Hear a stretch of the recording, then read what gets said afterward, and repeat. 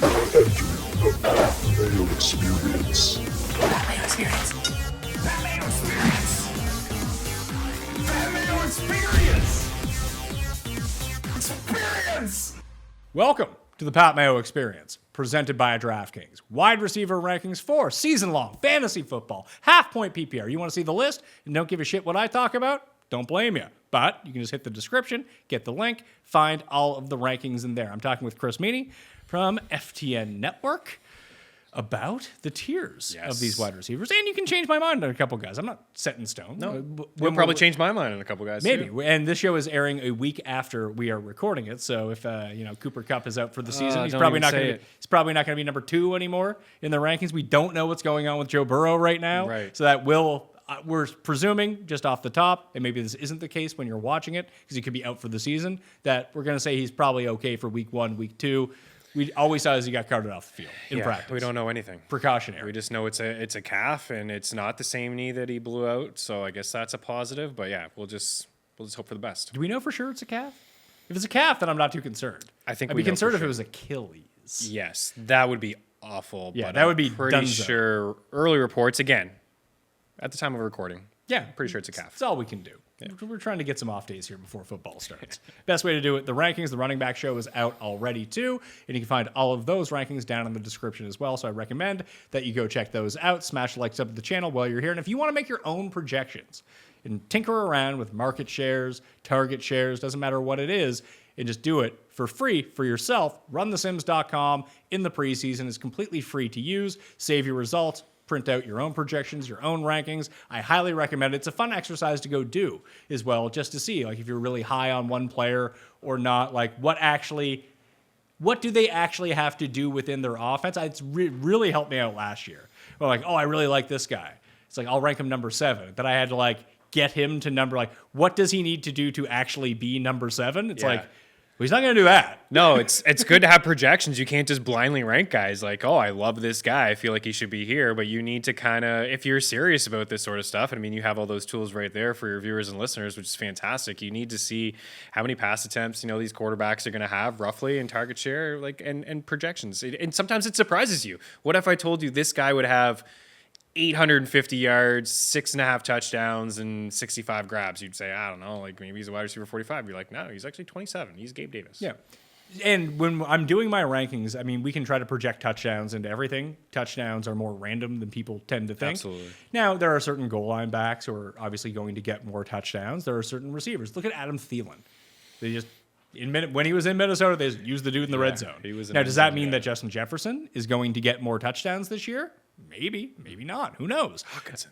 Maybe it's Hawkinson. Maybe that's why they brought Addison in. Yeah. To throw him touchdowns for reasons unknown. Yeah. Maybe KJ Osborne. Could be. So we don't know when it comes to that. It doesn't mean that Justin Jefferson's not going to be number 1 because his baseline is so good. Ditto for Kupp, over Chase, over Tyreek, over Diggs, all those guys, because the consistency week to week is there. And if he has a positive touchdown season beyond his baseline, he's probably number 1. Yeah.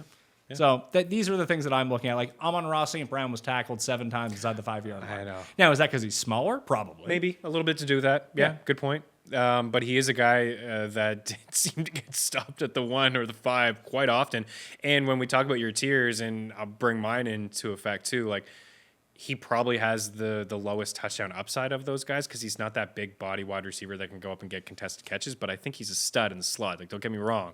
But I think there's a higher ceiling for like Jefferson, Tyreek Hill, Devontae Adams, AJ Brown. Like these are guys that have bigger yards per catch numbers where they can blow the top off defenses. Amon-Ra's not used that way. Amon-Ra's just a lot like Cooper Kupp.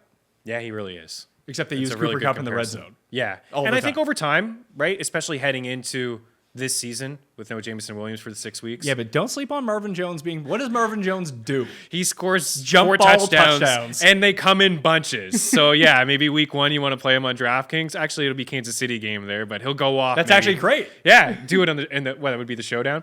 Maybe that'll be the game he starts with 4 touchdowns, and everybody will go nuts for him, and then he'll be on the wire by week 6. So I have 2 tiers at the top amongst the first 4 players. I think there are 4 receivers that are above everyone else, but I do think that Jefferson and Kupp are 1 and 2, and I think that they're better than Chase and Hill. I agree. Okay. Easy game. Not gonna Go argue draft that your one. teams. But I do have 4 guys in that first tier for me. So those 4 guys are 1 tier for you. Yeah.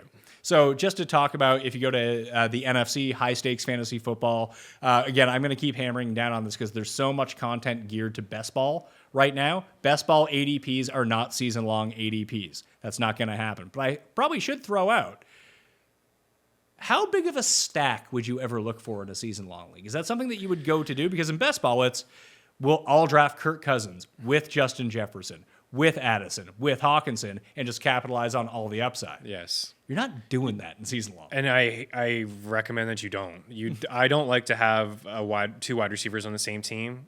I could maybe get behind a wide receiver and a tight end, especially if that tight end was near the elite class. Or it depends on what the value that you get. Like, let's say, this is a bad the Vikings offense is a bad example, but theoretically, you you Cup could and get, Higbee, and with Stafford, Yeah. and a super flex or something. that's probably not a great team. It's not. Unfortunately. So the Jefferson one, I think, works out a little bit. Like, you wait on quarterback, you kind of reach on Hawkinson, you have Jefferson and Hawkinson, Cousins and then just late, Sure. you're like, yeah, hell, let's go with Cousins. That, you fall backwards into that Yeah. situation.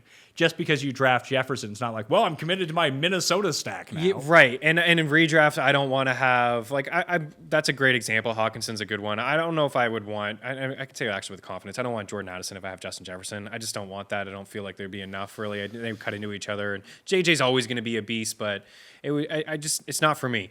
But in redraft, there is some. I don't go into my drafts thinking I want to stack. If I get a wide receiver, I got to get that quarterback. But I remember Jake's flex league. I had Kirk with Trevor Lawrence and I had Hollywood Brown with Kyler. And I tell you what, when those guys hooked up for touchdowns, I won weeks. Like it was double the points. Oh, yeah. Capitalize on those double points. The problem is overcommitting to something like that is you're going to win weeks by 70 points. Yeah. But they're few and far between. Right. In best ball, you get to use your other players without having to slot them in and out. Exactly. And I think best ball, I think you do want to stack, especially it's over at Underdog Fantasy. You're in the Best Ball Mania 4. There's over 600 contestants in there. So you want to maximize your upside and think outside the box and get different stacks. Maybe a third stack like the Texans and the Panthers that you wouldn't think about. Maybe Rams. one of Rams. those work out. Rams is a good one. DraftKings best ball, Ram stack. Yeah. It's super easy because you get like pick 2, you take Cooper Kupp. Yeah. Stafford's free. Yeah. Higbee's free. Yeah. So then you can just load up your team elsewhere. And especially those DraftKings contests, that's right. And if you're in a smaller one, there's best ball leagues out there where you just compete with 13 other people. I don't think you need to stack. You're just beating 13 other people. You can just take guys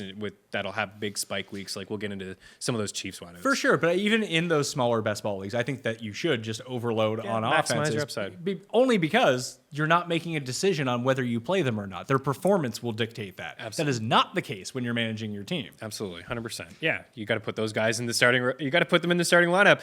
Tampa Bay is a good one. Brady and Evans. Like if you had that, I guess duo Towards the end of last year, you won. you were great. But there were a lot of moments last year where you were just playing them every week because it's Mike Evans. Yeah, so those were league winners in best ball. They were guys that got you last place in your season-long team. Correct. Correct. So you really have to understand the difference between it. So when you're using ADP, I'm using the NFC And I think ADP because it's season-long, it's high stakes, sharper drafters, and I can shrink down the timeline. So I'm looking at the past week of drafting. Now, you're not getting 5,000 drafts worth of samples, but it's a I'm good getting amount. like 150. Yeah, that's a solid amount, and those are like $350 entries at least at a minimum. So people are putting their hard-earned dollars on the line, and I agree with you 100%. They are sharp drafters. So in that, Cup is going fourth Yep. among the receivers. It goes Jefferson, Chase, Hill, Cooper, Cup, and Jefferson and Jamar Chase are basically picks 1 and 2, 2 and 1, whatever order you want to take them in.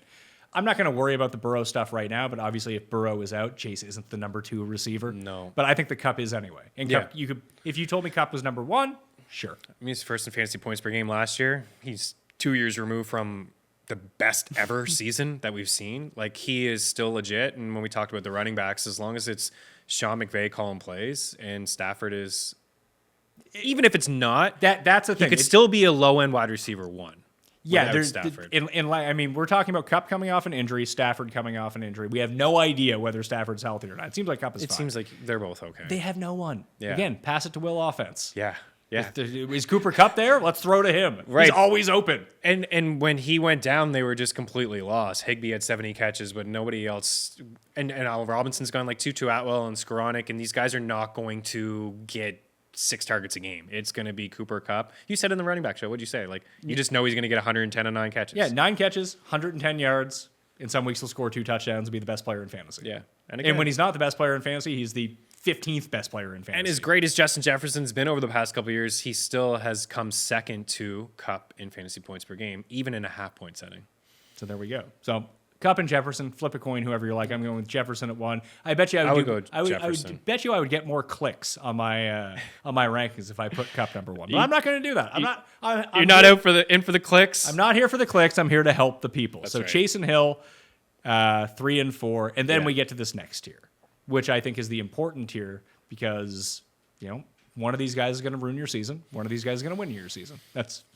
I think they're all studs. I think we think that everyone's a stud when we rank them inside the top 10, and then they don't turn out to be all that great. Yeah. So who's the guy that's going to bust then? A.J. Brown?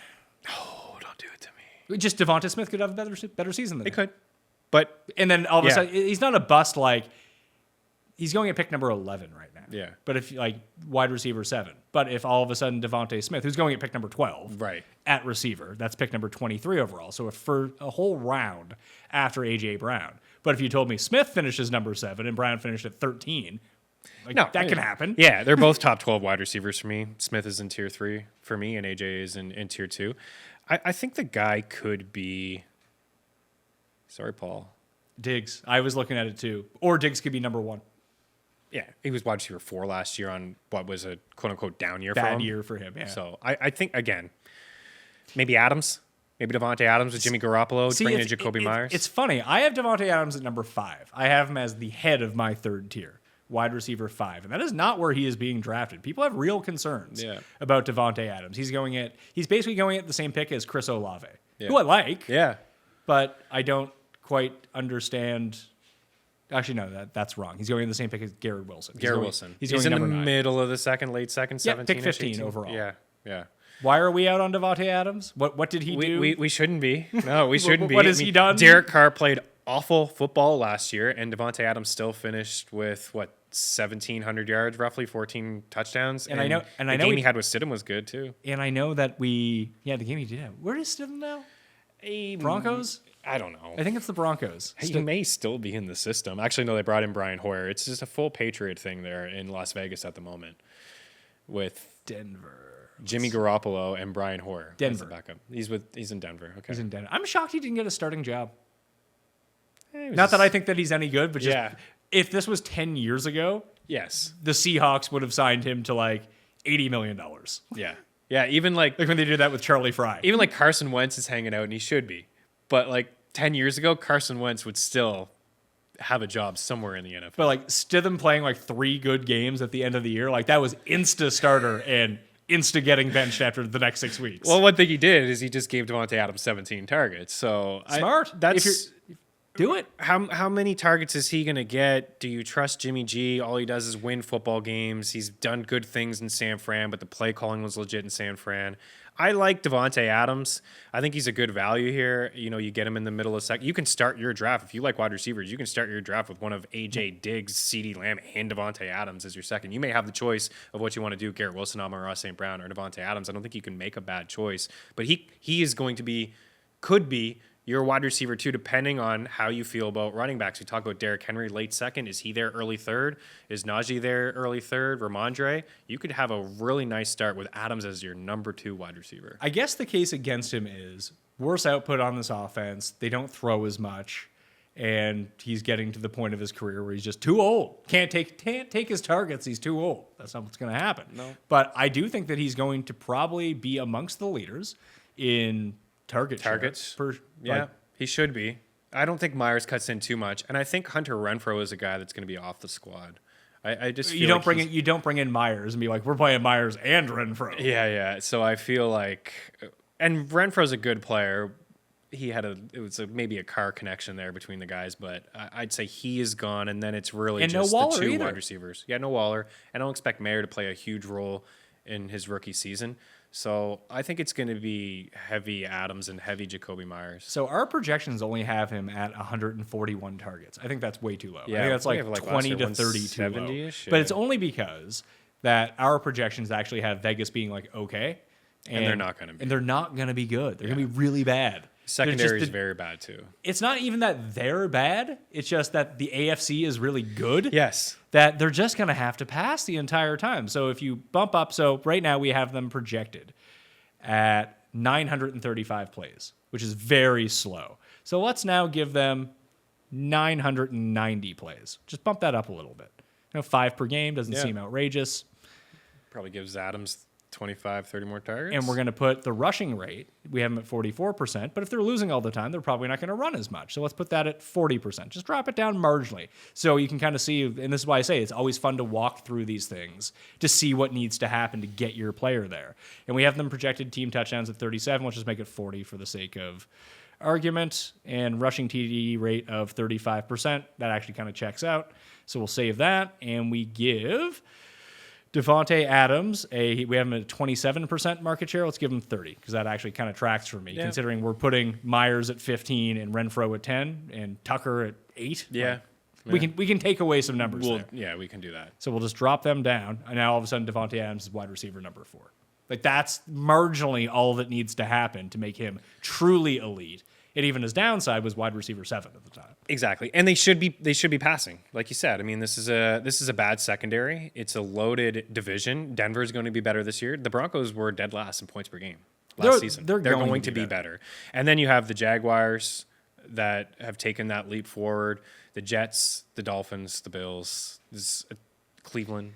There's a ton of good teams in the AFC. So to reference what I was just talking about, just changing those numbers slightly. Yeah. Where do you think Devontae Adams ranks in total targets for the season amongst all the other receivers? 3rd, probably. First by 8 over Jefferson. Wow.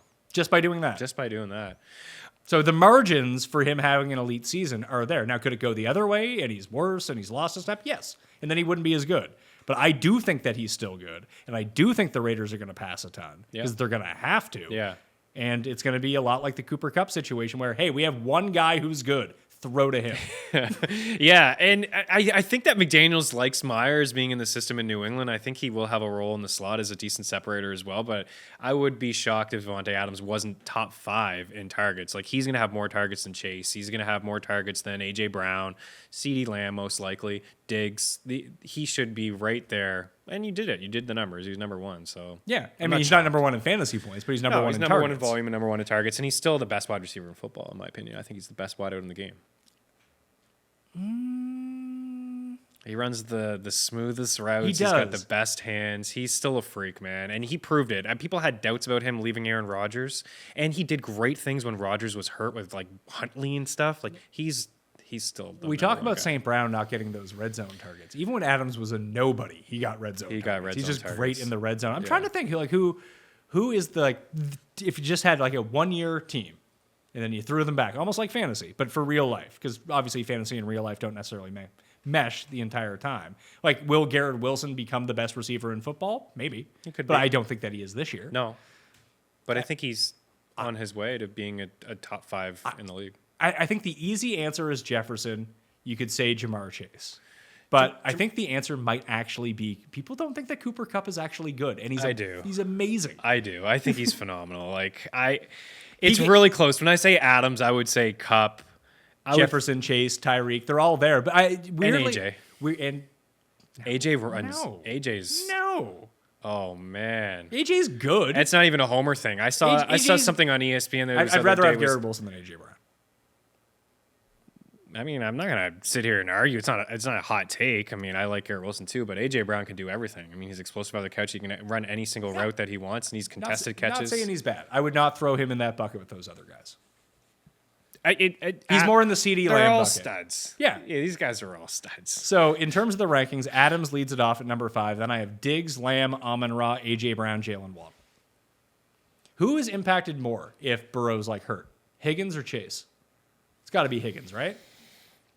Probably. Chase has been I don't want to say he's been touchdown dependent, but he's second in the league in touchdowns since he's entered among wide receivers, and he doesn't get the same type of volume as the other guys. Although year 2 he was on pace. I think he had a few more targets and he was limited. He was limited to 12 games, so he's on pace to really shatter some of his rookie numbers. But it's got to be T. Higgins.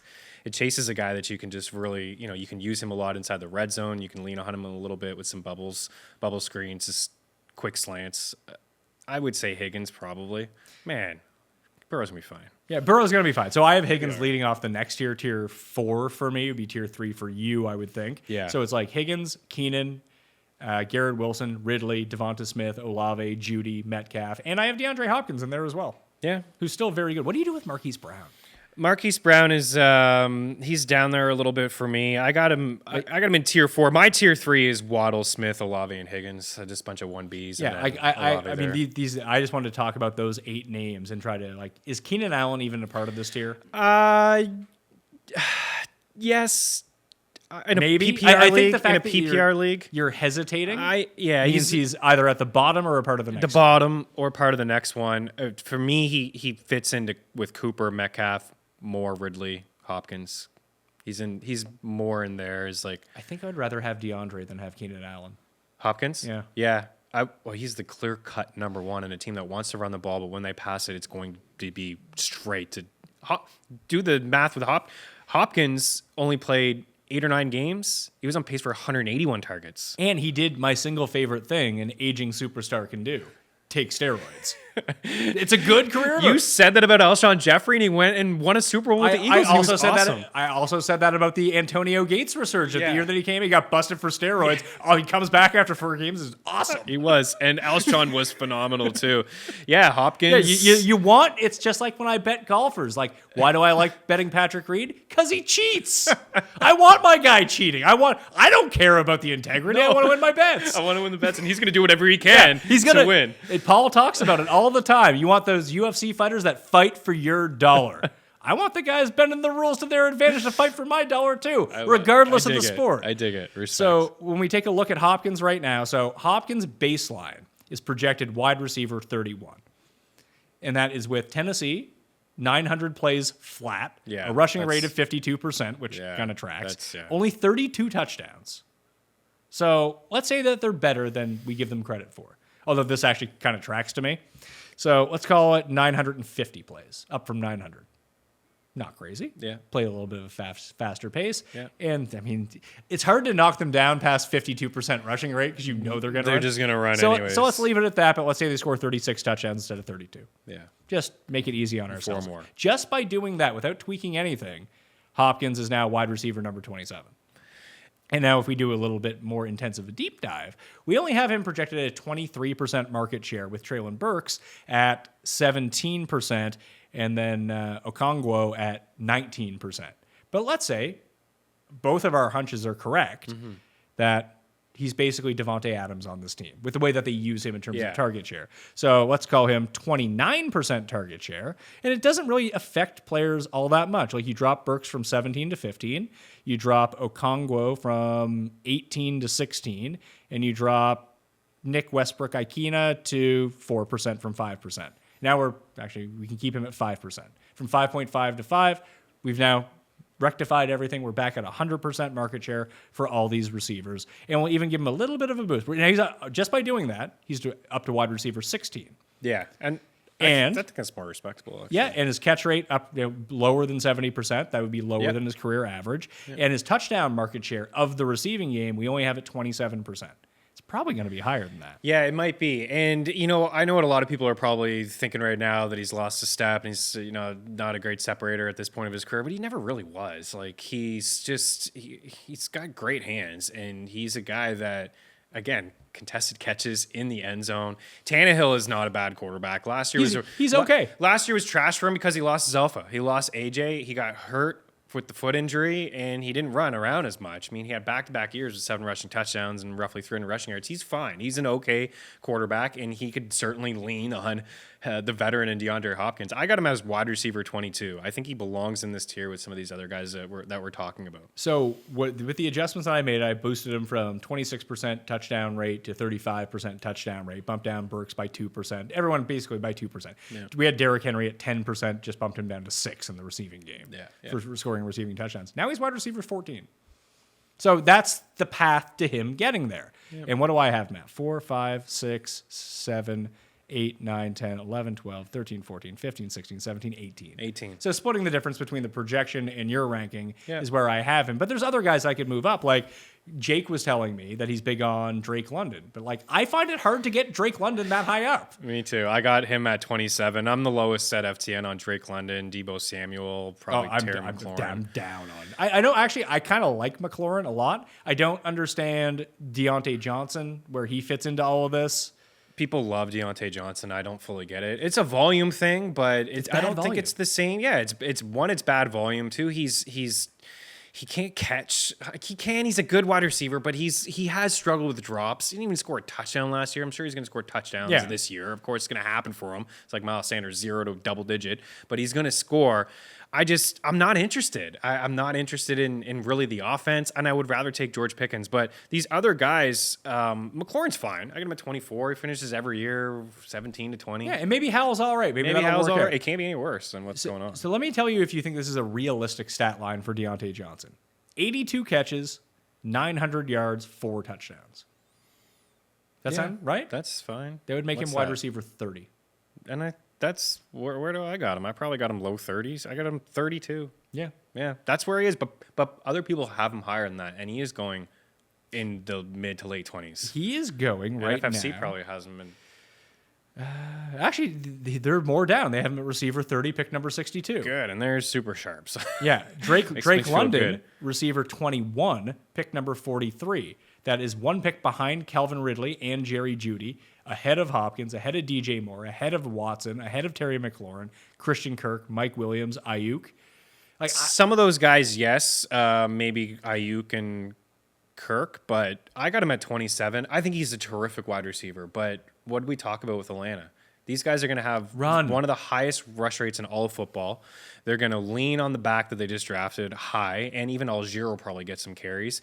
And I will say that Drake London became viable in fantasy when they made the quarterback switch to Desmond Ridder over Marcus Mariota. I'm not saying he can't start. Didn't play. Not saying he can't start as your wide receiver 3, but now you're drafting him as a mid wide receiver 2. No thanks. I do not want that guy to be my wide receiver 2. And what people are pointing to is the absurd air yards, the absurd target share percentage, and that is something that I am actively looking for. But there are no Pitts. Pitts didn't play in those games. No Pitts. So now you're adding Kyle Pitts, and I know he wasn't used great last year, but let's not forget about that magical rookie season that he had, and he's still a mismatch.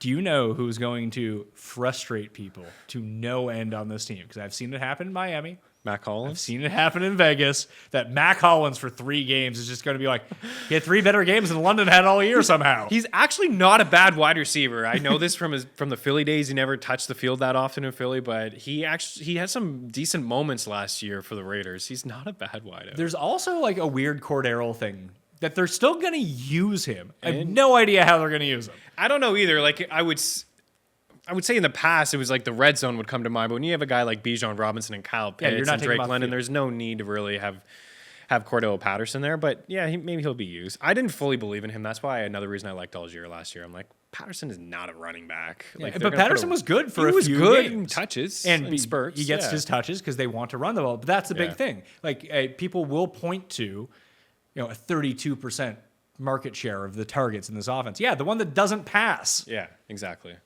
Like, that's not doing me any good. No. Like, I'd rather have the 22% guy on the team that actually passes. Yeah, I'm not super excited. The way that I attack my drafts, I try to get 2 of the top 15, including Amari Cooper in there for me. I try to get 2 top 15 wide receivers. So that's why Drake London isn't appealing to me as a wide receiver too. I do like Amari Cooper quite a bit. It was close for me to put him into that tier with actually Devontae and Chris Olave. When you look into his numbers, actually a really sneaky good season. Wide receiver 10. Loved him last year. 3rd in end zone targets. He was used deeper down the field, higher ADOT.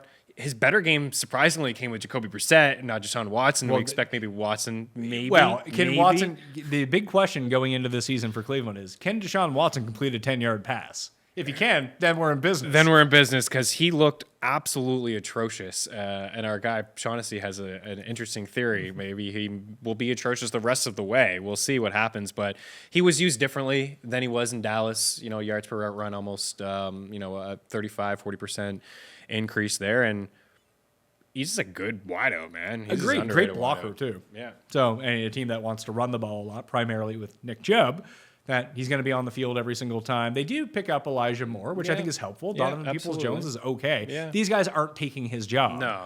But if they ran more, pass a little less, or even Watson ran a little bit more as well, I wouldn't be surprised. My issue with Amari Cooper this year is where he's going. He's Yeah. going at pick number 37 overall, wide receiver number 18. Yeah. And if you ranked him at 18, that would be fine. But then you start to look at some of the names behind him. Like Jerry Jeudy's behind him. I'd rather have Jerry Jeudy. Calvin Ridley's behind him. I'd rather have Calvin Ridley. Like London's behind him. I'd rather have Amari Cooper. But now we're into like Christian Watson. I might want to have Christian Watson. I really like Watson. I probably want Terry McLaurin. Or they're the same. Just Yeah. objectively looking at it, yet one is going at pick 37, the other one's going at a round and a half later. Yeah, So and why would you take Amari Cooper? Yeah, when you bake in the ADP and all these guys, like for me, tier 4, I got 14 dudes here. Yeah, and when anyone is on the same tier, you have to treat them as somewhat interchangeable. Yeah, and you get the 2-round discount. I think Lockett should be in the Metcalf tier. Like, why isn't he? Why do we do this every year? Lockett has had more fantasy points than DK Metcalf back-to-back years. I know. Everybody does it. I do it too. I have DK at 16. I got Lockett at 22. I'm kind of still doing it. I get they added Jackson Smith. I don't really care about that. Like DK has the higher ceiling. Clearly, he does. He's gotten more targets year after year, and he did last year with Geno. But Geno he led the NFL in completion percentage. He proved that he can throw the ball down the field, even if he steps back a touch or two. What if he doesn't step back a touch? What if it's 2 touches back? And he's not that efficient. Now you don't have sustained Then drive. both of these guys are not going to be as good. right. They completely should. agree. And then why not just take Lockett? I think in overall draft strategy, you're right.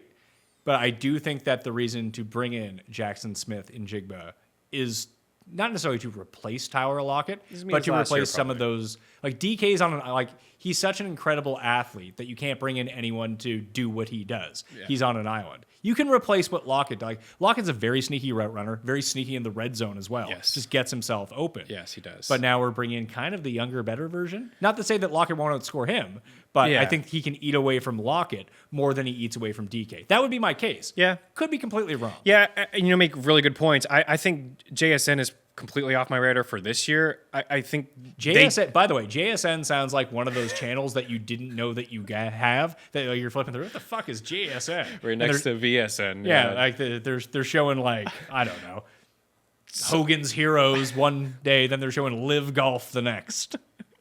And then like Lumberjacks is some Lumberjack competition or something like that. But I think they drafted him knowing that there's an out in Lockett's contract after this year. He steps in to play the Lockett role. But I feel like those guys should be closer together. Like last year, I didn't understand, honestly, that Elijah Moore was going so much earlier than Garrett Wilson. Or this year that I get Ridley has a higher ceiling, but I think, as we talked about in the running backs, that Ridley and Kirk should be closer together. Now, if I had the choice, I'm taking the upside. And Ridley, he's shown us that he can have 1,400-yard season. He's closer to be a wide receiver 1 than Kirk could be. But I still believe that these guys are 2 and 3s, not a 2 and a 5. Like Kirk, I don't think is getting a lot of respect. Kirk is being buried a little bit, myself included, with a lot of this, where he appears in the rankings. Maybe you can talk him up to me, and I can put him up there.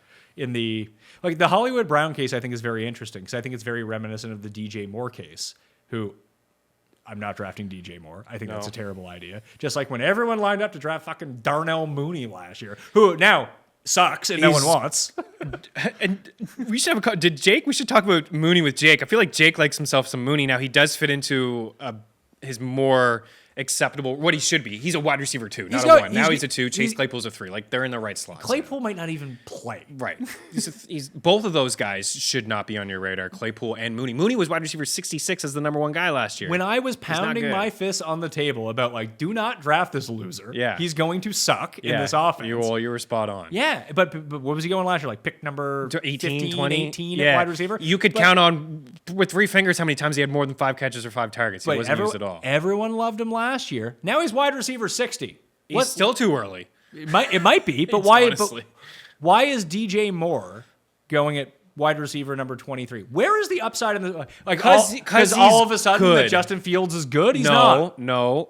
Because DJ Moore is actually good. Because DJ Moore is a great runner. And that's going to work with the guy that can't throw the ball? Well, we said this before with Allen. We said it with Josh Allen. Everybody did. Josh Allen can't throw the football. What did they do? They brought in Stephon Diggs. They brought in Cole Beasley, route runners. Jalen Hurts, same conversation last year. People actually thought that Gardner Minshew should have been the starting quarterback in Philadelphia. They were even saying that midway through the season somehow. Chris Sims, what a loser that guy is, that they would be perfect with Gardner Minshew. We actually got a look of it when Hurts got hurt and Gardner Minshew came in and had a bunch of losses. But he improved when they got an alpha wide receiver for him in A.J. Brown. But DJ Moore is not an alpha wide receiver. He's an aging wide receiver too. I don't know if he's that. Yeah, he's more of a 2 than a 1. But if you look at the numbers from 2017, he's 7th most receiving yards. He's played with awful quarterbacks. You can't tell me Cam Newton was good. Hold on. Cam Newton was brutal. Hold on.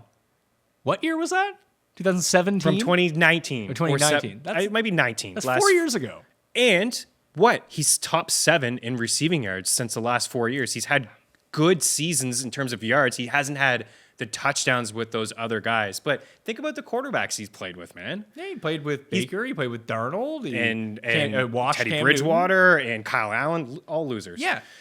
Justin Fields has upside, and we can't say that he is a bad passer yet because he's throwing the ball to Mooney, Dante Pettis, and Equinemius St. Brown. I guess my point is I am saying that I don't think Justin Fields is a good passer.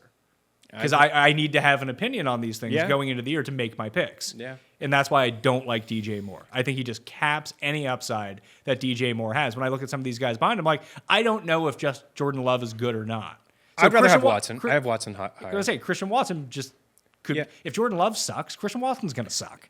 But I'm going to take that chance. Just the difference between Allen and maybe Hurts really did improve once they tailored an offense around him and did bring him in some guys. So, I mean, that's a complete win. Yeah. And I'm not saying I don't like Fields for fantasy. I think he's going to be great for fantasy. Yeah, I mean, you should. It's just the same reason I'm going to draft Anthony Richardson everywhere. I have no idea if he's good or not. not. He could be the worst passer in the NFL and still be a top 10 quarterback. Tim Tebow was a top 10 quarterback in fantasy. Yeah. People forget these things. I know. You want the guy who runs. Blake Bortles. That's who you want. Oh, that was all garbage time, though.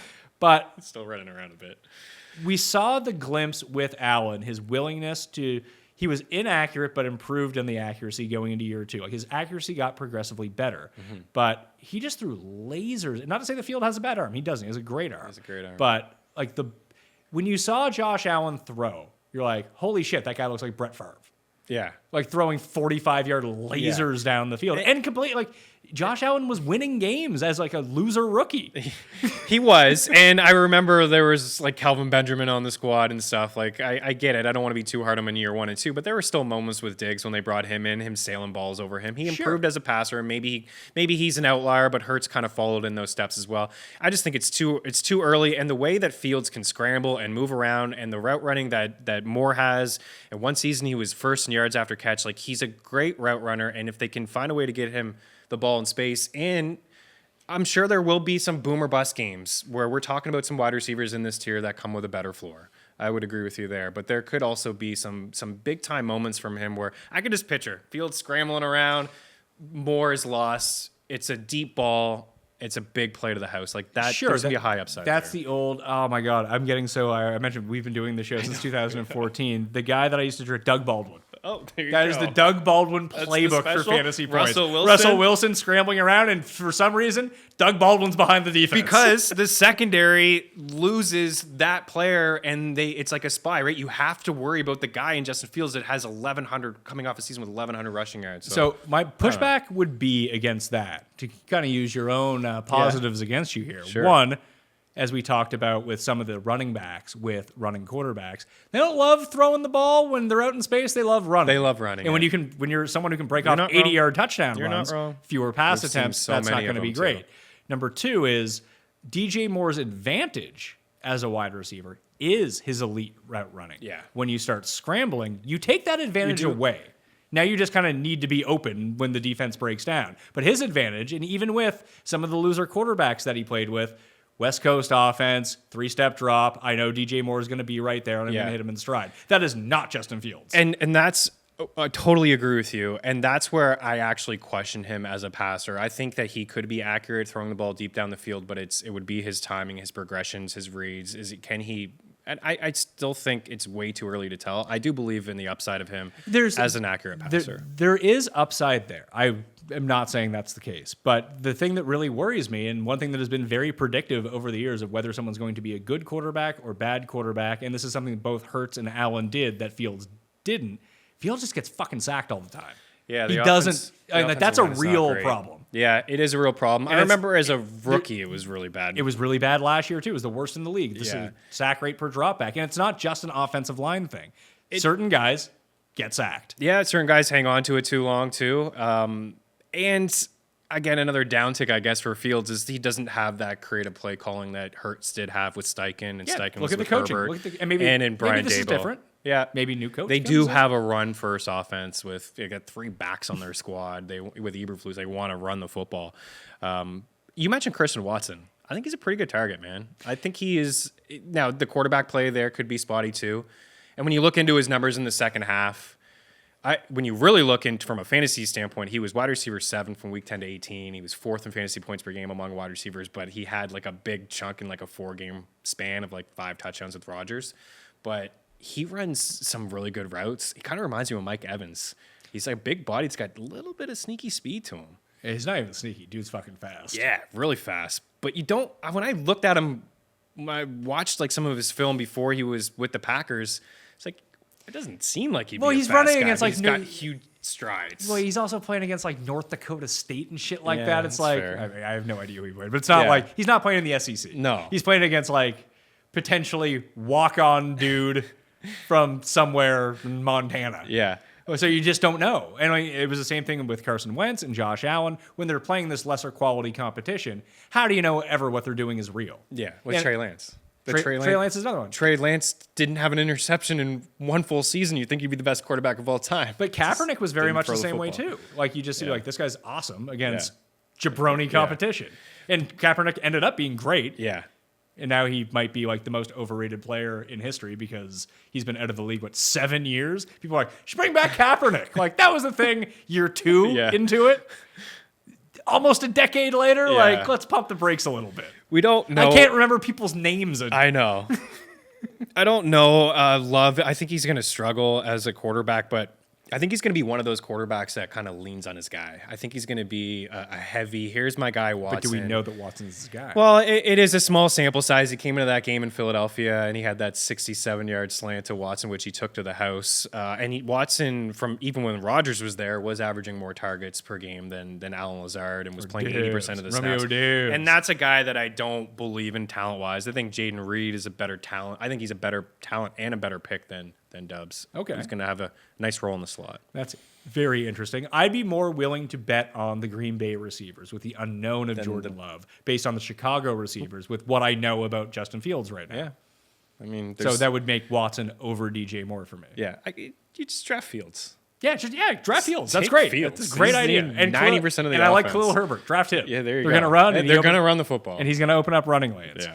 Another one to speak of, there's 2. You kind of mentioned DK and Lockett and Calvin Ridley and Kirk. I really like Calvin Ridley. I think that he's just being undervalued right now, even though it seems like he's being overdrafted. But he's still wide receiver number 20, pick number 40. Yeah, I think he's a good pick. Like in that range, I think when we went through running backs, that's the same range as like some like not loser running backs, like but like kinda- running backs you don't want. Yeah, it's kind of that dead zone. Like, I just feel like if you don't get yourself a top 12 alpha running back, then just wait it out a little bit and take some of these wide receivers in this tier as like your second or your third wide receivers. Like you basically have the choice between Calvin Ridley and Aaron Jones. Exactly. Like, give What are me you gonna give me do? Calvin Ridley. Come on. Like, Yeah. And Calvin Ridley could be a top 5 receiver this year. And I think that's the thing with Kirk is that I don't think that he has that ability. Spot on, 100% agree with you there. And Trevor Lawrence could be quarterback 2 or 3. I think he's that good, and I believe in this offense. I believe that it can go toe-to-toe with any offense in the NFL, including the Chiefs. So I'm a bit down on Cooper versus ADP. I'm a bit down on Keenan Allen versus ADP. Like if you told me that Keenan Allen was not the wide receiver 1 on his own team, not surprised. No.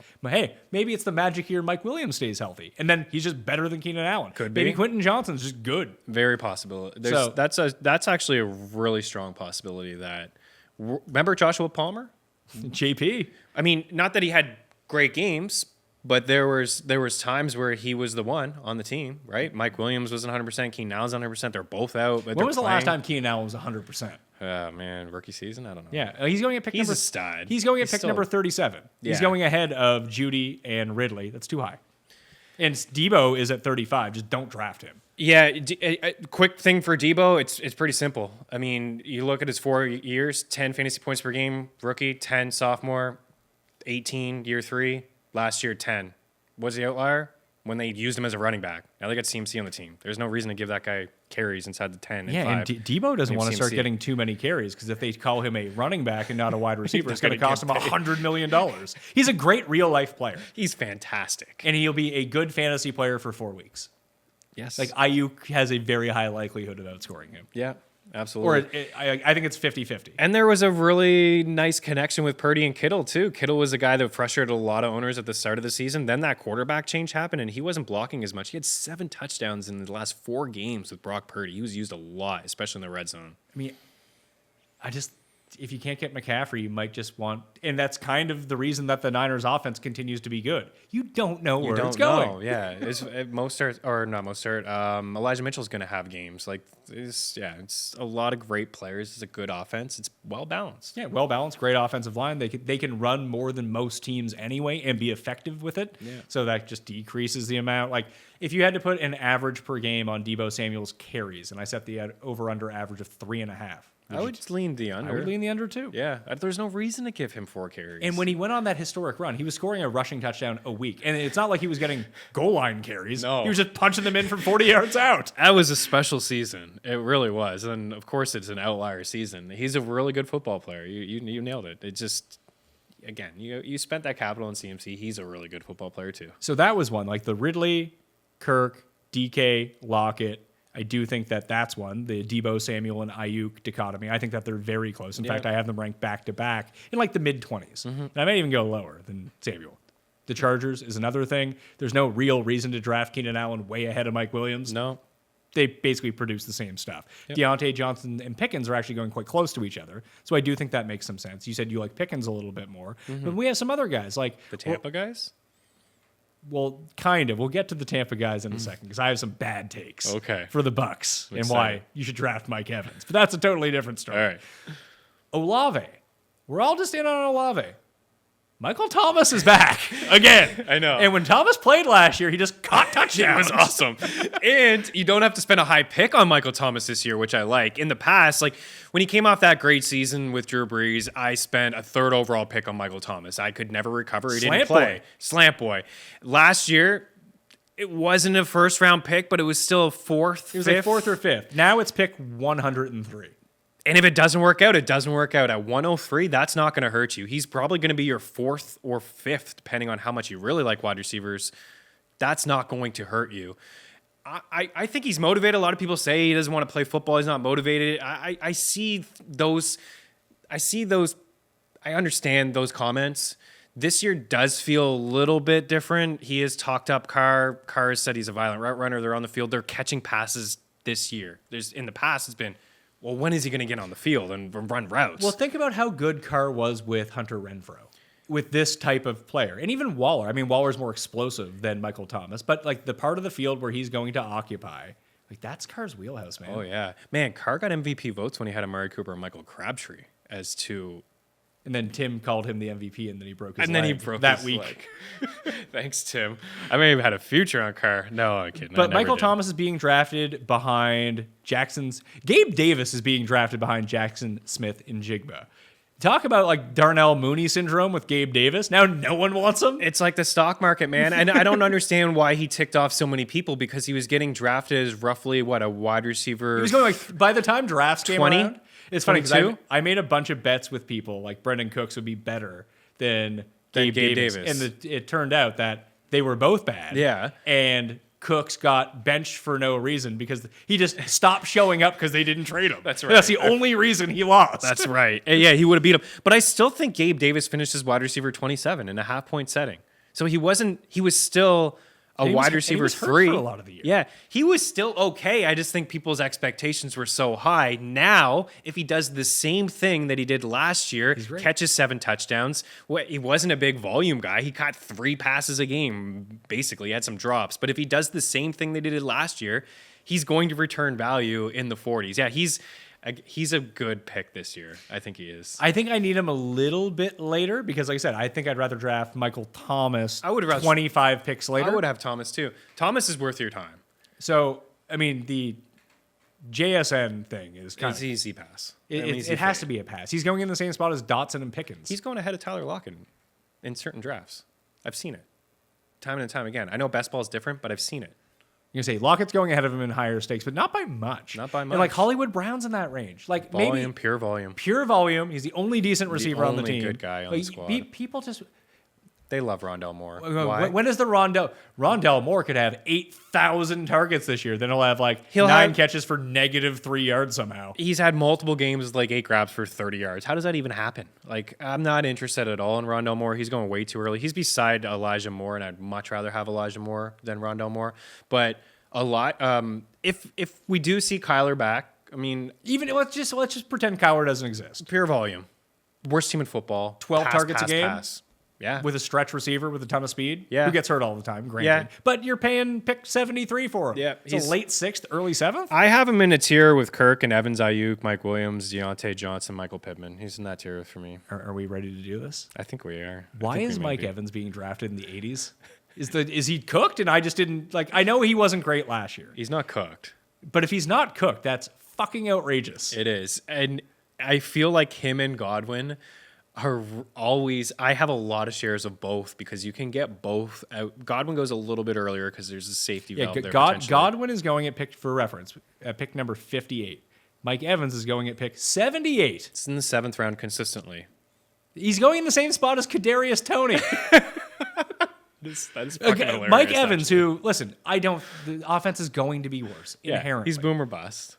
Yeah, he's going to be will be. boomer bust. You're not using a pick where you need to rely on him. He's not your wide receiver 1, 2, or 3. Really, at that No, he's point, probably he your- could be your 3. I mean, he could potentially be your 2. He could be, yeah. He has that upside. I mean, he did score 43 points in like the final game of the season. He was very boomer bust Yeah. with Tom Brady last year, but Tom Brady was awful. Yeah, Tom Brady was not good. He was not good last year as a passer. Baker Mayfield has not shown us that he can be great, but he did some good things with the Rams to earn himself maybe this job. with nobody. With Like it's not nobody. like he was just chucking to Cooper Cup every time. And they're going to be playing from behind. We talked about Rashad White. You got some concerns. Other people that I respect have some concerns. The offensive line, maybe they're not efficient running the ball again this year. And even if it's Kyle Trask, I think he's a guy. I know. I can tell you, I know nothing about Kyle Trask. I don't know a ton I about called him. him Blake Trask for like 3 years. Because I used to play hockey against a guy named Blake Trask.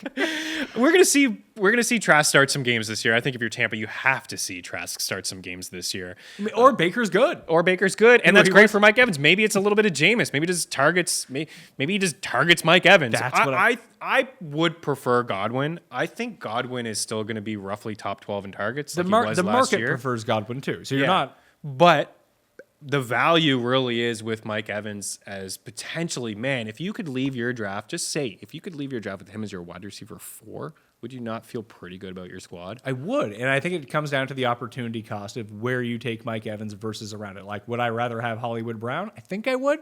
And they're going back to back, 33 and 34 in drafts. So just standard projections from runthesims.com. Use runthesims.com for free right now. Make your own. Gotta keep plugging that. Link's down in the description. should. Super easy. If you can't spell, the link's there for you. Not tough to figure out, but you can do it. I mean, it's great for DraftKings. It's especially really good. is, It's yeah. especially good for Showdown. Yeah. It is the best Showdown simulation. You just tool. make the quick adjustments and Make then, quick adjustments, and it runs 10,000 simulations in under 5 seconds. That costs money, though. The projections do not. right. So Mike Evans, here's what his baseline projection is: 68 catches on 109 targets, 2.9 touchdowns, 2.9. Come on. and 986 yards. What do you think that makes him? The two touchdowns throws me off, but I'd say like 30. 31. 32, because of the 2 touchdowns. Now, what's one thing Mike Evans actually does? He scores touchdowns. He scores touchdowns. And he doesn't, the catches is fair. He's always been like a 70 catch guy.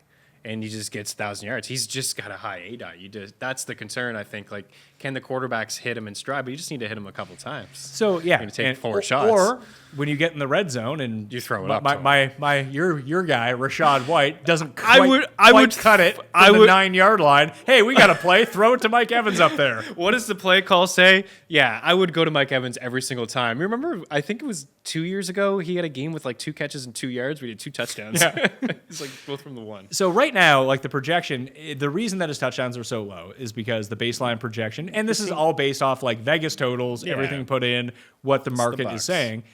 28 touchdowns for the Bucs this year. It's less than 2 a game. And I could see that happening. That's in the realm of possibility.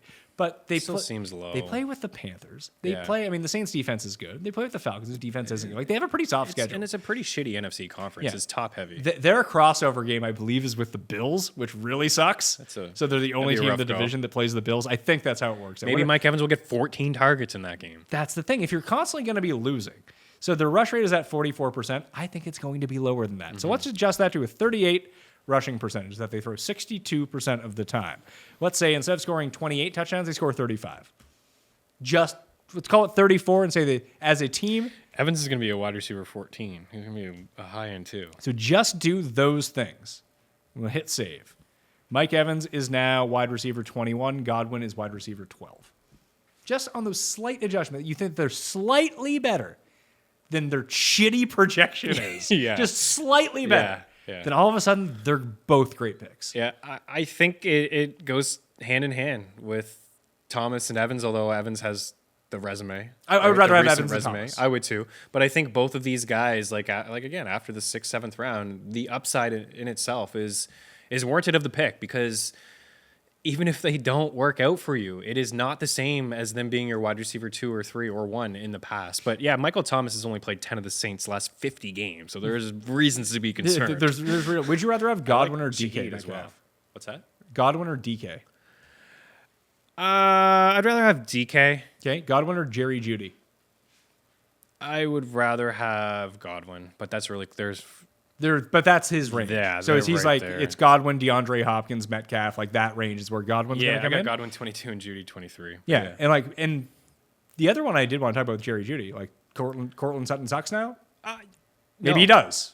I don't think so. That's another guy I kind of view like Davis. I think because everybody was so in, they had to draft him in the 3rd round. Like, he really picked up steam, and I got to take a huge L for that because I was in. I was drinking the Cortland Sutton Kool-Aid, man. I just thought everything lined up. It was just a guy that was used deep down the field, high A-dot, Russell Wilson, best deep ball passer in the league that we'd seen for years. I just thought it would fit perfectly, like those two guys.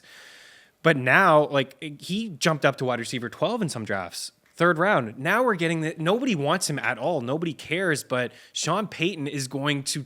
This was the worst offense in football last year. They were absolutely dead last in points per game. Sean Payton has already called out everything that went on last year. He is going to. Judy already had a 1,000-yard season with that shit show that was last season. But Judy is being drafted appropriately. At wide receiver number 19. Sutton is now wide receiver 45. Like, you sweating Marvin Mims Jr.? Don't think so. Maybe Tim Patrick comes back, catches touchdowns. Maybe. Who knows? Maybe. But I guess I would throw this out to you. Would you rather have Cortland Sutton or Traylon Burks? Cortland Sutton. Cortland Sutton or Elijah Moore? Cortland Sutton. Sutton or Brendan Cooks, now in Dallas? I'll probably lean Cooks there. But it's close. But that's close. Pretty close, yeah. Quentin Johnson or Cortland Sutton? Quentin Johnson. Okay. I'm basically shooting on upside in the fact that maybe he'll turn into wide receiver 1 at some point. So all those guys are being drafted ahead of Cortland Sutton. Much higher, isn't he? He's basically 5 picks for some, 10 picks for others, but that's the range. Michael Thomas, like, Cortland Sutton is being drafted exactly the same as Sky Moore. And Sky Moore could be good. Could be good, but he could He could be the wide receiver 1 on this team or the wide receiver 5 on this team. I like Sky Moore as a player. I expect him to be more involved in the offense, but it is Travis Kelce and the rest of the dudes on that squad. MVS is going to I don't want anything to do with MVS, but he is going to be on the field in all wide receiver 3 sets as a guy to stretch the field. And I actually think Richie James is going to be decent at Richie times. James Jr. You know whose ADP And Rashee Rice. was the most shocking to me was Isaiah Hodgins. Isaiah Hodgins. Is it just like everyone is convinced that he sucks? I wouldn't draft one. That's the only Giants wide receiver I would draft is Isaiah Hodgins. Do you include Waller as one? I actually don't want Waller. I want Waller. I expect him to probably lead the team in catches, but this is back-to-back years. Hodgins over 30 now. He hasn't stayed on the field. Hodgins is great. Awesome. That's the guy. That's the guy to draft. And they have 1,000 slot wide receivers now. Give me where you think he's being drafted. Oh, he's one of the biggest steals. I think he's wide receiver 68. 78. Yeah. Pick 203. Most leagues don't have picks that go to 203. No, I know. It's like 5 deep sleepers that I did a thing on Mean Streets, and he was one of them. Rashid Shaheed was another guy that I liked as a deep Shaheed. target. Yeah. Yeah, if Michael Thomas sucks, Shaheed's in for a huge boost. Yeah, for sure. It's almost like DJ Chark in Carolina. Like people want Jonathan Mingo, who I don't know anything about, but everyone who knows about these kind of things tells me he sucks.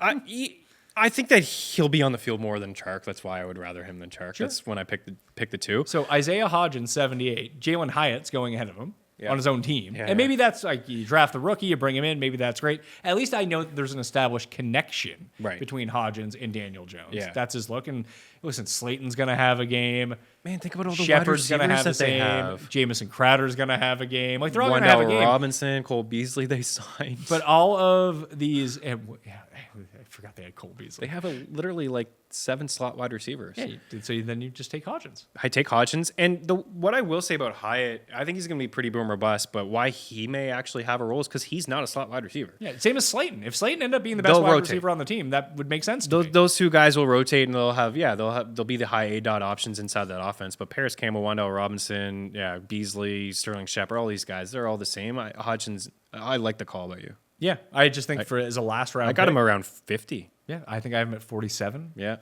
You can do a lot worse, put it that way, I think. And maybe he pumpkins out again, but we saw in the playoffs, we saw things from him. And when games mattered the most down the stretch of the Who season. did Daniel Jones throw to? Yeah, It was him. in the red zone. And Richie James is gone now. Richie James is gone. Yeah. I think Richie might surprise some people. That's just, again, another reason to fade not Sky draft Moore. these guys. Yeah. All the Kansas City receivers, unless you get them in the last round. Yeah. Jamison Williams is going at pick number 48. He's going pretty high for a guy who has 1 catch in the NFL. And is It out was a for 41-yard how long? touchdown. Is it 6 games. Bets on himself. Bets on himself. There's no question. Didn't even bet on the NFL. No. Bet on college basketball, I think it was, Yeah. but inside the But lines. in the facility. Like- That's such bullshit. It is, but teams need to make it clear You can't bet that on you the, can't do this. Like you need to make Yes. it. Are they not making that clear? Or are these guys They idiots? I think they have to be now, although we saw the Colts. Those I don't know too much what happened with the Colts. Well, we saw Ridley. Once Ridley got busted and had to miss a year, Yeah. you think that here are the 2 things that you can't do. You can't bet on the NFL or bet bet inside here. of a team facility. Yeah. Those are the 2 rules. Do not violate them. Yeah. And listen, young guy, I'd be doing stupid shit too. For sure. It's like the Addison thing. It's like, oh, he was driving way too fast. Like, no shit. If I had a Ferrari when I was 20, I'd be driving too fucking fast too. Yeah. Kids are idiots. Apparently, something about his dog. Is that true, or is I that have just no something idea. that was made up? No idea. think he was I drunk. choose to see it that he was hustling to get to the field before everyone else. There you go. To put in that extra Yeah. work, what I want to see. I really like Jamison Williams as a player. I loved him at Bama.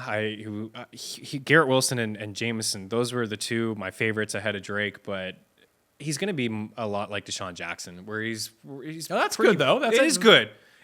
So But at that are point, you drafting him then? I don't know. And redraft in the 40s, like name some guys that he's going around. Sky Moore, I could see myself drafting him over Sky Moore. Juju. Nah, I'd maybe take the upside over Juju. Yeah, I think Juju can get 70 balls, but who cares? Just 70 passes, 70 for 400 yards and no 3 touchdowns. touchdowns. Lazard, Lazard, I would take. I think. Pro Bowler according to him. Yeah. Oh wow.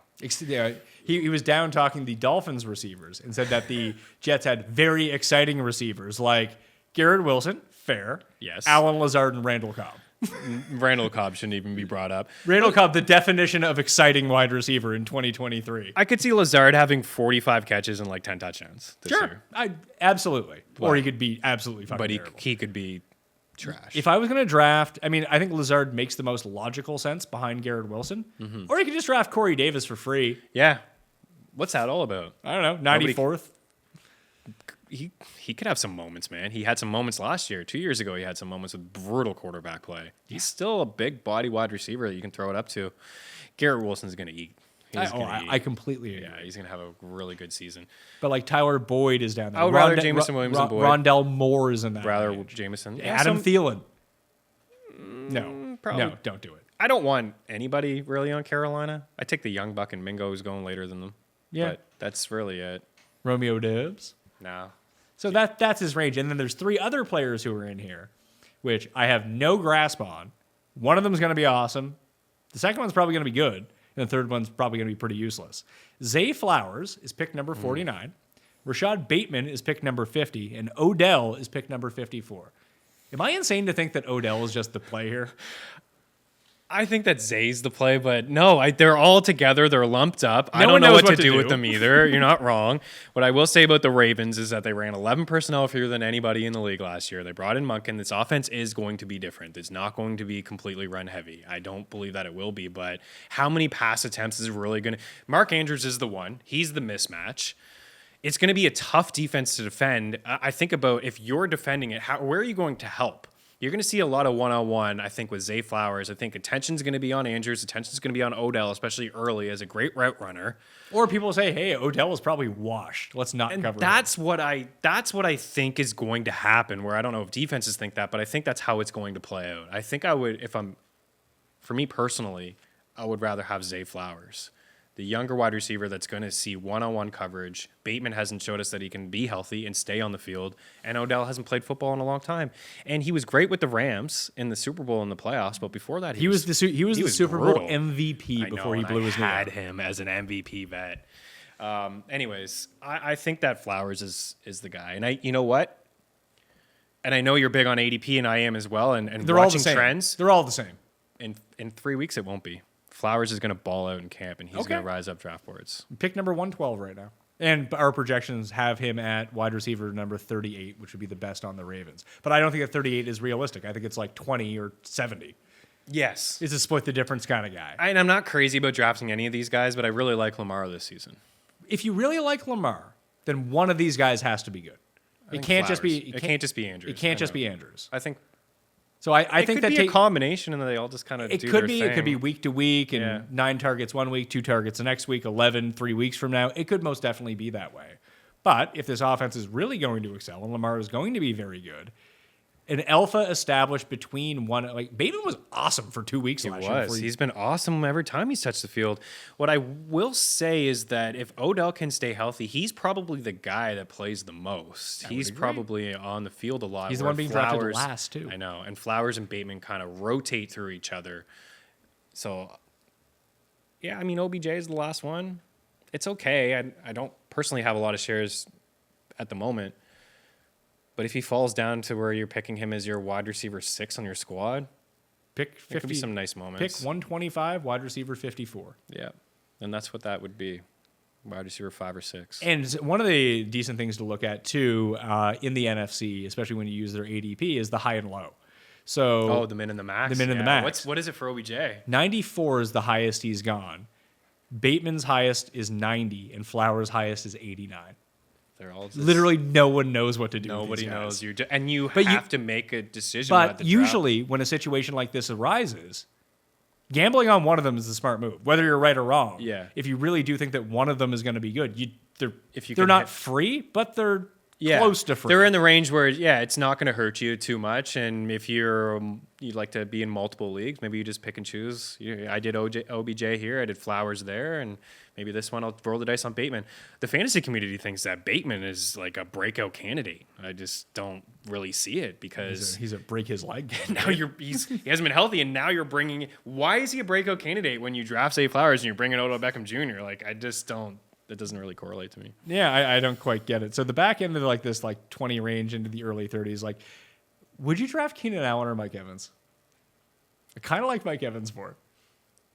Round or two later, isn't it? It's like 3 rounds, Yeah. 4 rounds later. Yeah, just give me Mike Williams. Yeah, but I mean, in the rankings, it can't look that way because we're not putting ADPs next to them. Yeah. Objectively, if they were both sitting there Yeah. at whatever price, and they were the only 2 players left, and you had to pick one. I'll That's how I pick try to. Yeah, I pick Mike Williams. Mike. No, I said Mike Evans. Oh, Mike Evans or Keenan Allen. Yeah. I'd probably pick Keenan Allen. I think I'd pick Mike Evans, but I think I'm with you that I think I like Mike Williams more than I like Keenan sorry, I Allen. was sidetracked there. I do like Mike Williams more than Keenan Allen. So let's do They're that. really close together in my rankings, but as I said, one guy's going a little bit later. I like Christian Watson more than I like Mike Williams. Like Mike Williams, Mike Evans, Debo, Ayuk. I like Amare. I like Evans a little bit more than Amare, but I think they're about the same. Hollywood Brown and McLaurin, I think, are two very good picks versus the guys I have after them, like Keenan, Drake London, DJ Moore, Deontay Johnson. And then you have Michael Pittman. Let's close with Michael Pittman. Yeah. I'm not totally interested. I don't know. I think he's a good wide receiver, but I think he's more of like a contested catch guy. I don't think he's a good route runner. I don't think he finds open spaces in the field. And I don't think that Richardson's going to be all that accurate of a quarterback. I feel like Downs or Alec Pierce, more so Alec Pierce, may be the play. I don't think any of them. I think if I'm going to take anyone on the Colts, it's Richardson, it's Taylor. That's it. Just pass. Totally agree. Those are I mean, I think Richardson, we said it earlier, I think he'd be the worst passer we've ever seen. He could potentially be the worst passer this year in the NFL and still be a top average 10 passer. Then he could be quarterback 1. He could have top 5 upside at the position. Yeah, it's just when I look at all the other quarterbacks, clearly he's a freak and has that rushing upside, but he's really raw, and I had a lot of pushback to this. Is like he's inexperienced. That's what raw is. Yeah, like he doesn't have the same. When you watch the film, it's very night and day, and he doesn't have the same amount of games as the other guys. Those guys had like double the amount of football that they played. So, I think he could be okay. I think he can be coached up. Steichen can do a good job. Yeah, with him. maybe you do a good job with him. Like, would you say that Justin Fields was good last year? Not as a passer. But he was finished his quarterback 6. Yeah, could finish his quarterback 6. Like Richardson could suck and finish his quarterback 9. 6. Or, if he's average, and he's like much better than we think that he is, he can be quarterback 3. Yeah, I think he's a decent target. I think he's a really good target in super flex leagues. And I think I'm good with rolling with him as my quarterback 1, as long as he's the starter, which I assume that he's going to be. Now, if he's not, then it's a different conversation. Yeah. But like, where's he going? You could. If you are going to draft him this early, just take like I don't know, a Kirk Cousins, a Kirk Cousins or a Carr, and just fill the gap for the first few weeks of the season. Anthony Richardson is going at pick number 123 overall, as high as 85. So that's like the max that you're going to see him. But most people are not taking him there. That's wide receiver number 17. That's behind Daniel Jones, Geno Smith, Kirk Cousins, Dak Prescott. He blows the doors off of all of those guys with ceiling. Is he more likely than not to finish way behind them? Yes. Absolutely concede that point. But it's the same case like Jake and I went. Very rarely did Jake and I agree on something, but it was about Jalen Hurts last year and where he was going. It's like he has the path to quarterback 1. And he was fantasy points per game. And based on what he does on the field, if he just improves as a passer, he's going to be 1, 2, or 3. And he did improve as a passer. Yeah. And he was 1, 2, or 3. Now, is the ceiling that high for this year for Richardson? Probably not. No. He'd have to score like 17 rushing touchdowns. But he can do what Fields and Lawrence did last year. Those were guys that were Fields did. Like Lawrence was a better passer. For sure. But those guys took leap forwards. And I guess this is a rookie, so it wouldn't be no leap forward. Whatever he does is what he's doing. It's going to be his baseline. But again, what he does on the ground and what he can do on the ground with the play calling as well. I could see it being a lot like year 1 Lamar, where they are like, you're not passing the ball, you're just running the ball. And he was like the top 5 throw him to the wolves, feed him to the wolves. Yeah. I think I could see them doing that. Well, Lamar came in halfway through the season and took over Flacco's offense. They're like, this isn't designed for you. So they just ran like wishbone. I have this feeling that Minshew may start the season. He might, and you're absolutely right. He might start. But even if he only plays 14 games, he can still finish as a quarterback. But what you could do is then take undrafted Kenny Pickett or Matt Stafford. Because Richardson or Brock Purdy, he's going like quarterback 24, we don't man. We don't. He's going to be the he's starter. Not. I know you. I think Big Sammy D. No, it'll be Purdy. The Darnold is going to be up there. You could take Russell Wilson. You could take Derek Carr, Jordan Love. All these guys are undrafted. Yeah. And if you have to fill in for 3 weeks until Minshew shits all over himself, and you'll be fine. And Richardson could be the game changer for you, right? That cheat code. Which, for me, I really like to live in the top 8 quarterbacks. I understand waiting it out, but if I'm not in tier 1 with Hurts and Mahomes and Allen, I'm really thinking Lamar, Fields, and Burrow. And the cutoff to me almost is Herbert and Trevor Lawrence. But I will get some shares of Daniel Jones and Geno. So, I mean, Daniel Jones is going super late. Yeah. Daniel Jones, I don't want Geno, but give me Daniel Jones at pick 117. He's right around there. I'd rather have Richardson. Mm-hmm. But if you just cobble those two together and start Daniel Jones and let it ride, or you could take Lamar at pick at the end of the 3rd round, early 4th round, ride Lamar, get a game out of Richardson. Oh, he's amazing. Fucking trade him. Yeah, trade him. Sell high immediately. Like, he's a great asset to have. Yeah. He could be terrible, but he's not costing you much, so no big deal. But if he turns out to be average to good, he'll be so good in fantasy, he's just an appreciating asset for you. So he's buying a penny stock. I think I'm the only one drinking the Geno Smith Seattle Kool-Aid. I think they're going to win the division. I could see them. I mean, I was going to say I could see them finishing last in the division, but that's impossible with Arizona there. Yeah, they won't. I could just see them being. They'll make the playoffs. Don't forget that we went into last season thinking they were a bottom 5 team in football. Yeah. And Geno played out of his goddamn mind. Yeah. And had the best season of his career by far. Yeah. Super efficient, in his 30s, Yeah. coming in. If I expect him to step back a bit, for sure. If he steps back a bit, we don't know about that defense, whether it's good or not. It's good. It was good last year because you had a guy sustaining drives on the field. So now you throw that defense out there more. They're feeding 2 more drives a game. Is it going to hold up? I don't know. Mm-hmm. I think there's a decent, to pencil in Seattle as being good and not being 6-11. I think it's a very fine line. Yeah, I guess I believe in their defense. I believe in some of their pieces. I thought they nailed some of their draft picks last year. I thought that they had the best draft this year. I thought they got arguably the best wide receiver, the best cornerback, and a good running back. So they got a good 1-2 punch on the ground, and they got 3 wide receivers. And yeah, Geno is maybe won't lead the NFL in completion percentage. He has a sneaky rushing game, like 300 rushing yards is top 7. He was top 8 as a quarterback. And his rushing yards are weird because they come in bunches. They do. They're like 38 one game, 2 the next game. He has no designed runs. What is that all about? That's He's scrambling. But he's looking downfield. Yeah. But I do believe that the defense, bringing Bell, Bobby Wagner's back. Like, I believe that the defense is good to maybe give them a few more possessions. But yeah, I don't know. I like Seattle. They're a good squad. We'll see what happens. Chris Meaney, tell everyone what you got going on at FTN. Mean Streets every day, plugging away. Every day. Talking football quite often. I believe little on bit of baseball here and Game there. Plus TV. On Game Plus. I believe the Pat Mayo Experience comes on after Mean Streets. Absolutely. And I also see Saftik and Shaughnessy on there as well. Always a good time. I love when one of those guys have to drink out of a boot. Well, you can see Paul's boot over there. It's a little kiddie boot now because it's clean and waterproof. It's actually quite savvy. Yeah, that's Cody's drinking out of like a 20-year-old shoe that he mows the lawn in. smart move, Paul. Yeah, Mean Streets every day. Still chopping it up with Eric Young, doing some football previews as well on Game Plus Network, and then the show with Jake Seeley and Lauren Carpenter on Sirius XM, Channel 87. Got a guide to plug? 9 to 11 at Saturday morning Eastern. A guide? Yeah. There's all kinds of fantasy guides. Get the FTN one. FTN one, yeah, of course. I mean, Ratcliffe's got his handprints all over it. Projections, rankings, all kinds of different strategies. Jeff's got like 1,000 strategies. He lays them all out, and then he says, "Guys, don't be married to them, but I'm gonna keep the type of strategy here are you could." 17 strategies you can use, and they're all great. And they're all great. Yeah, Ratcliffe's the man. He's very good at it, so he's probably not wrong. He's not. It's just very overwhelming when it's like, can't. really? They're all that good? He actually just came out with his game plan. If you like numbers and statistics, he really dives into a lot of last year, what it means moving forward, and check it out, ftmfantasy.com. Do it up. Follow him at Chris Meaney on Twitter as well. Follow me at ThePME. Sub to the channel, sub to the podcast, smash like and check out the rankings down in the description. And you want to get better and walk through the process that we were doing on the show, you can do that completely free at runthesims.com right now. So please go check it out. If you don't like it, you can beat it. Who cares? But if you trust us for the projections preseason, think about what we can do in season when we're simulating things. Your customizations allowed 10,000 times in less than 5 seconds. It's very fast. So check it out. I'm Pat Mayo. I'll see you next time. Pat Mayo Experience! Experience!